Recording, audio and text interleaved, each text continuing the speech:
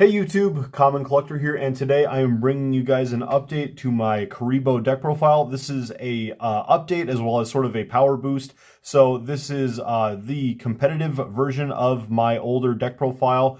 Now actually utilizing Astral Kuriboh as well as the new support with the Skilled Brown Magician that we got in Battle of Chaos. And then also utilizing stuff like DPE and a couple of other extra things in the extra deck, which is a little bit more pricey than the budget version, which I profiled a few months ago.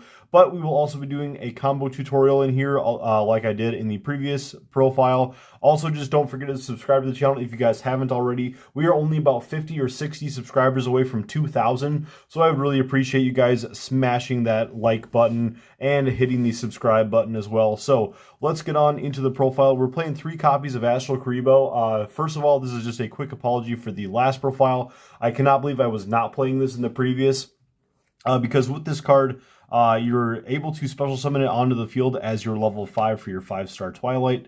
The reason why I was not playing this is because it actually locks you into only summoning number XZ monsters from your extra deck but that is only while this is on the field. So if you actually use 5-star Twilight to tribute this card off of the field, then you're totally fine. You actually are able to totally do all of your other plays, even if you start off your turn with this. So that's why I ended up putting this in here. Also, if you end up utilizing this for a XZ summon into your Volcasaurus, which we will get to later, it can actually not be destroyed by battle or card effects. And then also if you, that's just super, super nice to be able to utilize that.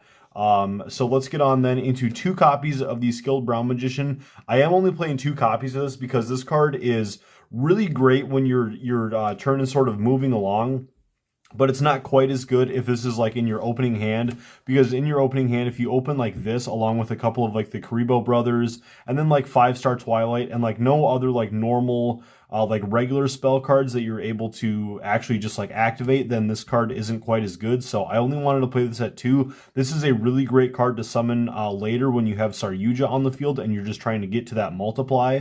Or again, if you just have the appropriate cards and you're able to utilize the effect. But anyways, with this card, when a spell card is activated, you can put a counter onto this card, maximum of 3, and then just like the old like Skilled Dark Magician, like it just allows you to remove the counters to gain an effect. However, this card is super nice because it does not like tribute itself or anything like those old cards do. But so with this card, you can use one of the 2 effects, which is to gain 1500 attack and increase its level by 1, or you add a Kuriboh monster or a multiply from your deck to your hand. So it is really nice with this card to be able to search multiply, which we will get to a little bit later why that card is so good. Then we're playing our 3 copies of Kuriboh. Kuriboh is just necessary in here. Also, if you're just able to like draw into this in your opening hand, activate and multiply, then you basically get into your Appaloosas like super duper easily and stuff like that. So for that reason, just playing the 3 copies is pretty good. We're playing then our other Kuriboh brothers. We have the Kuriboh, Kuribi, Kuriboh, and Kuriboh. The main one that you really care about is the Kuriboh, because with this card, when this card is on the field, once per turn, you contribute this card you control and all of the other Kuriboh brothers in order to special summon the Kuribabylon from your hand, deck, or graveyard. So because of that, you really only need to end up playing 1 copy of each of these as well as your 1 Kuribabylon. The other relevant effect is the Kuriboh, which actually does basically the exact same thing, but it lets you add Bandit from your deck or graveyard to your hand, and then after this effect resolves, you're able to normal summon a Fiend. So we are playing the 1 Bandit in the deck. We'll get to that pretty soon here, but it's just another option. It's not going to come up very often. We're really not focusing on Bandit, but I did just want to include it just for sort of the style points. Again, this is the competitive version, but if you're playing Kuriboh, you got to just play as many Kuribohs as you can. We then have our 1 Bandit. This card is basically just utilized to add like back to your hand to get like an extra discard fodder for stuff. But overall just works really well for the deck. And also can just be another level 5 that you can get out onto the field for your 5-star Twilight. We then have our 2 copies of Kuriboh. This card is super nice to be able to revive all of your Kuribohs from the graveyard. It is basically just a soul charge for the whole deck. Then our 1 copy of Wing Kuriboh. Again, you just kind of got to play some of these Kuriboh cards for the style points, but also this card can be kind of like your stop button on your opponent if they're about to OTK you, if you use like the Fluid of Summoning Kuriboh to get this out in the middle of their battle phase, and then they're not able to actually stop the effect. that makes you take no battle damage for the rest of the turn. It's actually really, really nice. And Kuriboh can actually help you with that as well to bring the Winged Kuriboh back to the field. We then have, lastly, our last Kuriboh is the 1 copy of Bandit. Then moving on, we have 3 copies of the Red-Haired Hasty Horse. Now, this might look a little bit weird that we're only playing the 2 copies of the Skilled Brown, and then we're playing actually 3 copies of the Red-Haired Hasty Horse. But overall, I really like playing 3 of this because this card is always a level 5. And so it's like your best starter card if you don't draw into the Astral Kuriboh. And so this is really great as your starter. And then for your mid game, you want the Skilled Brown Magician. So for that reason, I thought that the ratios were proper this kind of way. So if we end up having like a better way to like search for the Skilled Brown Magician in the future, or we just have like better like normal spell cards to play with the Kuriboh deck, then we'll maybe be able to bump up the other copies of Skilled Brown Magician. Then we have our Fusion Destiny package for the Destiny Hero Destroyer Phoenix Enforcer. This card is just so nice with the Celestial to be able to draw into more stuff. So if you end up having a not so good hand, you can generally still find ways to special summon stuff. So you can go for like a Red-Haired Hasty Horse and then just like normal summon any of the Kuribohs, and then you can just go for Anaconda and then into your stuff, and then maybe next turn you can end up doing like the whole combos to get into like with your 5-star Twilight. So if you can't find it turn 1, generally you'll find it turn 2 with all of your like your draw power. We then do have our 5-star Twilight. This card is just super nice to be able to get all of the Kuriboh brothers out onto the field. Then we have our 3 copies of Multiply. This card is so insane because it lets you fill up your board with 5 Kuriboh tokens, which is so cool. This is just one of my favorite old anime cards, so I love that we can actually play with this in a deck. We have our 2 copies of Flute of Summoning Kuriboh, just an extra like way. If we're not seeing our Kuriboh in our opening hand and we have our Multiply, we can just go ahead and use Flute of Summoning Kuriboh to get that Kuriboh out, and then also use Multiply for other like nice moves. 1 copy of Detonate. You got to just play at least the 1 copy in here, because if you can get off Multiply to get 5 things on the board, then you can always use Detonate. Both of these are quick play spells. So with Detonate with a 5-card Multiply, that means you can blow up 5 of your opponent's cards out onto the field, which is really crazy. Then just because we really like our spell cards, we're playing 3 copies of Left Arm Offering. I was going to play Pot of Prosperity, but honestly, in testing, Pot of Prosperity was just not good. Basically, anytime I got Pot of Prosperity meant that I couldn't go for Saryuja. And basically with this deck, I just always want to make Saryuja, and then basically your turn is going to be 5-star Twilight to do all of your Kuriboh plays, go into Saryuja, then go into Appaloosa, then go into DPE, and then that's sort of your end board. And like the Saryuja is just so nice for being able to shuffle back in your Garnets that you don't want to draw, like with your Celestial and all that stuff, and then just sort of put all those things back, and then draw into like Skilled Brown Magician, and then Brown Magician is going to get you to your Multiply. So that's just like why Saryuja is really important, getting that draw off, and then Pot of Prosperity just slows down all of your extra draws. And so for our extra draws, we have our Upstart Goblin, 1 Day of Peace. This is probably the most cuttable card in the main deck, but overall I just added this in as like my 40th card to make it so that I can actually just draw through my deck even harder to try to find that 5-star Twilight or a level 5 monster, whatever I need. We then have our 1 copy of Pot of Avarice. The really nice thing with this card is that actually you are playing multiple copies of your regular Kuriboh, and then you're playing 1 copy each of the Kuriboh brothers that are not Kuriboh. So a really cool move that you can do with this, because also the effects to summon out your Kuri Babylon is that it can be summoned from the graveyard when you have all of the monsters on the field. So what you can actually do with Pot of Avarice is to recycle all of your Kuriboh brothers. That way your next 5-star Twilight is live again. So you recycle all 4 of those, and then you can recycle an extra thing. In testing, the best thing that I ever did was that I ended up having my Anaconda ended up getting Nibiru'd, so I did my whole combos and everything, and then with the Nibiru came out, and then was actually able to get rid of the Anaconda before I was able to get DPE out. And then on my next turn, I top decked Pot of Avarice, used Avarice to recycle all of the Kuriboh brothers as well as the Anaconda, and then you're able to just go ahead and bring all of that stuff back, which is really cool.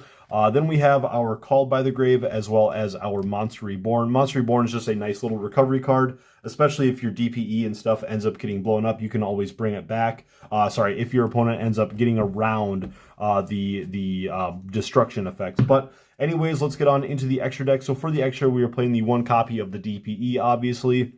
This card's just really nice. I haven't talked about this yet, but in testing, I actually was playing around with Dragoon because to be competitive, you kind of got to be playing either DPE or Dragoon. And overall, it was just really, really great to be able to use this card sort of freelance with no discards. There was a lot of times where I would end up in my combos, I would have to use Left Arm Offering to find my copy of like Multiply and stuff, and then I would like use Multiply, then get out the Anaconda, and then Anaconda to go into Dragoon, but then I would have no discard for Dragoon, so really it just made sense with having the Left Arm Offering. It just makes more sense to just play DPE because you don't need to worry about that discard cost. And again, we are trying to end our main board turn 1 with Appaloosa anyways, so we already have those monster negates, so here to have that disruption is actually a little bit better. 1 copy of Link Kuriboh for our actual last Kuriboh card. 1 copy of Relinquished Anima. This card could be taken out for a Downward Magician. This was kind of a last minute inclusion, but I just wanted to have another Link 1 monster as well as just like another general removal. If your opponent ends with like an Access Code Talker on board and they don't end up killing you, you can always just like, you can normal summon Kuriboh, link it into like normal summon Kuriboh, link it into Relinquished Anima, and then just suck up your opponent's Access Code Talker or whatever they have like pointing up to you. It is just like so crazy. Then we have our 1 copy of Link Spider, 1 copy of Anaconda to go into our DPE, obviously. 1 copy of IP Masquerena to get a little bit of that destruction protection. 1 copy of Dark. He is just so good for stealing your opponent's DPE. 1 copy of Nightmare Unicorn, 1 Saryuja Skull Dread, 1 Appaloosa Bow of the Goddess, 1 copy of Access Code Talker because we do play just so many links and so many different attributes, and then 1 copy of Underworld Goddess, just another really nice way to be able to remove some of your opponent's stuff. If you end up using like a Multiply or 5-star Twilight, you're able to just get 5 free monsters out onto the board, and then you can use one of your opponent's monsters for that link summon, which is really cool. Then for our little XZs package, we have 1 copy of Ensemble Robin, 1 copy of the Volcasaurus, which is your card that you're going to reveal for your Astral Kuriboh, and then 1 copy of Zeus Sky Thunder. Overall, you can go into these quite a bit. Also with like the Ensemble Robin, it was still fine to just not play the Downward Magician. This is really your only card that you can use Downward for, and so overall with the Ensemble Robin, what you can do is with the 5-star Twilight, you can always just, 5-star Twilight, and then you're able to get 5 things out, go in with the Ensemble Robin, and then if you just go ahead and attack your opponent, you're going to have 2,500 attack, and then you can always go into Zeus, and then you're actually going to have a 6 material Zeus, so really the Downward Magician just doesn't really matter. Or if you go in on your opponent's turn, you pass with this and leave this on the field, then it's still just good. You just have a whole bunch of materials, and then hopefully if this card does last on the field somehow, then you can always still go into Zeus with maybe 1 more material sitting on this. So overall, I still thought that including that Relinquished Anima instead was a little bit better than thinking that, using like the Downward Magician, which would only come up like once, maybe in like 30 duels, I would think. So anyways, guys, that's going to do it for the profile portion of this. Let's get on into the combos. Okay guys, so we are going to shuffle up the deck here nice and good and see what we can do for the combo tutorial. Basically what we're trying to end on is to go into Saryuja, as well as for our main end board is to go into Appaloosa and DPE. If we can't go into Saryuja, that's totally fine. He's not necessary, but he is just nice for being able to kind of mulligan your hand and get into like some bigger boards.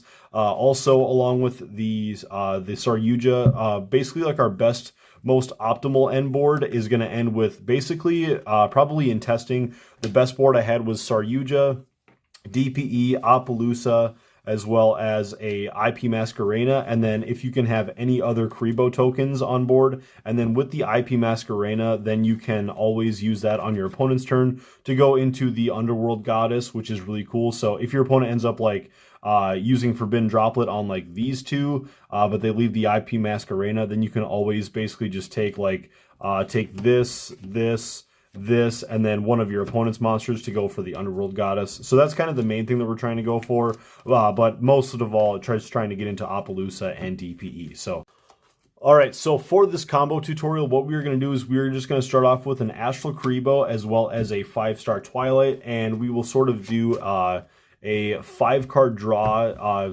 to sort of see what our other 3 would be. So these 3 cards just don't really matter here, but we will sort of pick up and see what we get. Okay, so wow, okay, so we have a Fusion Destiny, which is really cool. Just to be able to get that, basically, like, we just don't need to go into Anaconda anymore. Now Anaconda can just basically be link material for, like, anything else that we want later, like to go into our Appaloosa or something. No, we still need this. I think that no, now I'm not sure what I had. But anyways, we'll just keep these two. These 2 cards are sort of irrelevant. So we will go ahead and start off with special summoning out our Astral Kuriboh. So Astral is coming out by revealing to our opponent the Volcasaurus in our hand. Now we are locked into number XZ's monsters. However, if we just use our 5-star Twilight here, then we're able to just get rid of this. And then we are no longer locked into that. So with our 5-star Twilight, we now go ahead and summon out all of our Kuriboh brothers. So we'll start off with the Kuriboh, then into our we'll need Babylon later. But we go into our Kuriboh, Kuribi, Kuribeh, and most importantly, the Kuriboh. So Kuriboh is the one that is very important here. So we'll special them all out onto the field, and then we'll use Kuriboh's effect in order to tribute this card you control and 1 each of all of the other ones in order to special summon Kuri Babylon from hand, deck, or graveyard. So we'll get rid of all of these and then go into the Kuri Babylon. Then, so Kuri Babylon's on the field. Then we will bounce him back to the hand in order to special summon all these guys back. It seems really weird, but it's just basically like your way to get an extra card into your hand, either for discards or for just next turn you're able to do more link spamming and stuff like that. So then we always want to leave our Link Kuriboh here. That way we are able to get it off of the multiply. Or get a multiply off with it. So we'll take these into our Saryuja. If you're not able to get into like your other extenders here, like if you're not able to get into a multiply, this is where you can just play it safe and go for the Appaloosa. But I am feeling confident enough with this that we're able to still do it. So we will go ahead and Saryuja's effect. So we will take these, and this is where we'll try to kind of randomize it here. We will try to get into that multiply, but now our deck is nice and thin. We've already gone through about a quarter of our cards, so we are going to try and pick that up. So we'll reveal, or we'll draw 4 cards. That's not too bad. We have a Pot of Avarice, so Pot of Avarice is probably our best pickup here. So we'll take the Pot of Avarice. We definitely want to hold on to the Fusion Destiny. We do not need, we'll also keep the Call by the Grave if we can. The Left Arm Offering is our last sort of resort to get into that, to get into the multiply. However, we do have Fusion Destiny, and we would just sort of rather, if we use Left Arm Offering, then we're not going to be able to go into Appaloosa anyways. So I think Left Arm Offering is going to go back to the bottom of the deck. Red-haired Hasty Horse does not really help us anymore. Curry Bandit we will keep, and then we'll just send back the Curry Born. So we will take all of those and put them to the bottom of the deck. We will then activate our Pot of Avarice in order to send back, yeah, we do have 5. So we'll send all of these back into the deck, and then we will Pot of Avarice here, and then we will go ahead, put them back in and shuffle them up and just try again to get pick up that multiply or something that can get us into the multiply. So give them a quick, good shuffle here. So we'll go 1 and 2, and nice. Now we do have that Skilled Brown Magician. So with the Skilled Brown here, we can special summon this with our Saryuja, or actually just normal summon it. But we'll actually save our normal summon for the Curry Bandit. So we'll go here into the Skilled Brown Magician. And then here, if our opponent did actually have something in the graveyard, we could Call by the Grave. And then with that, the Call by the Grave, we would be able to actually Skilled Brown Magician, pick up our multiply, and then go into our Appaloosa. Otherwise, here we would just go Fusion Destiny. And then Fusion Destiny, we would then go into our DPE. But I am just going to sort of say, and then Skilled Brown Magician would then let us search for a multiply. But then we would just not be able to use it. I'm just going to say for the purposes of this video, just to sort of show the full swing of this deck, we're going to say that at some point here, our opponent is going to try to you know, call by or try to hit us with something that we can call by the grave, or even if it's not, just anything in the graveyard. So call by the grave. Now we have a material on, or a counter on here. We are able to add our multiply from our deck to our hand, so we will get the multiply. Again, this is just sort of for the scenario that that this is like actual possible that we could use Call by the Grave. Otherwise, again, if you want to go for a less risky route, then instead of using the Saryuja, then you just go into Appaloosa. We could have honestly just right there done Appaloosa and DPE, and then we would have been totally fine, totally safe. But we kind of went for the gamble here. So then we were going to go for the multiply on the Kuriboh to get rid of Kuriboh, and then we are going to get our 4 tokens. So we'll go 1, 2, 3, 4. And then we will go ahead and with the Appaloosa, we need 2+ monsters with different names except tokens. So we cannot use the tokens. So we're going to have to get rid of them. We will take, actually, we will also have Skilled Brown Magician over here to be more optimal. We'll take these 2 to go for an IP Masquerena. This token here to go for a Link Kuriboh. And then this last token in order to go into... where is he? The Link Spider. So then we will take these right here and we will go into, we could even take the Skilled Brown, but actually I think we're just going to take those to go into the Appaloosa for a 3-negate Appaloosa. And now we are able to use Fusion Destiny, or actually before Fusion Destiny, we normal summon out our Curry Bandit. Then with this card, during the end phase, if this card was normal summoned this turn, tribute this card to excavate the top 5 of your deck, and then add an excavated spell or trap card from your deck to your hand. So that is kind of cool, a nice little thing that you can do in order to get some extra stuff to your hand. Also, if we want to get extra excited, we can always special summon our red-haired hasty horse, as long as there's nothing here in this column. And then we can take these to go into the... oh no, we already used our IP Masquerena. We're going to say that we did not use the IP Masquerena earlier. Sorry, my bad. We are going to say for this, the sakes of this, that we just use our Anaconda. No, Anaconda wouldn't work, but we could use our Dark. Sorry, there we go. So Dark was our material earlier for Appaloosa because we did have 2 monsters, including a Dark monster. Now, for the IP Masquerena, we are using the red-haired hasty horse and the Skilled Brown Magician to go there. And then we have the Fusion Destiny to finally go for our DPE. Now that means that during our opponent's turn, we are able to use the IP Masquerena in order to go into the Underworld Goddess of the Closed World, if we so choose to. Sorry that this part was a little bit more, you know, more improvised and just sort of as we're going along here. But now we have our graveyard set up for the Celestial, so we can always do that draw. Our next time we have our Destroyer Phoenix Enforcer as well as a 3-negate Appaloosa. During the end phase, we are able to excavate with Curry Bandit, excavate the top 5 cards of our deck. So we will go ahead and go 1, 2, 3, 4, 5. And that's actually really insane. We did not mill any of the Kuriboh brothers, which is actually kind of crazy, but actually doesn't matter because they can be special summoned from the graveyard. But we're just going to take another 5-star Twilight right here. And then the rest of these are just going to go into the graveyard, which is totally fine. Those are not cards that we are going to miss. And now with the 5-star Twilight and Curry Babylon in our hand, as long as we have more monsters in our graveyard than our opponent, we can always special summon this card to the field. And then we could use 5-star Twilight again to get those 5 material, all 5 of those guys back out onto the field. And then we could always do stuff for the follow-up, like to go into an Access Code Talker or that Ensemble Robin, and then Ensemble Robin into our Zeus later. So guys, hopefully this was informative on how to use this deck, how these combos can kind of work. I know that this combo tutorial was a little bit more improvised, like I said, but just to sort of show what this deck can do and stuff. Overall, Curry Bandit, I actually do still like this in the deck. Right there, it got us into a free 5-star Twilight and stuff, which is really cool. I think that the exclusion of Pot of Prosperity and stuff was actually a good idea. Prosperity is really nice in here to be able to search for your 5-star Twilight or whatever pieces you're missing, but then you lose out on all of those draw effects.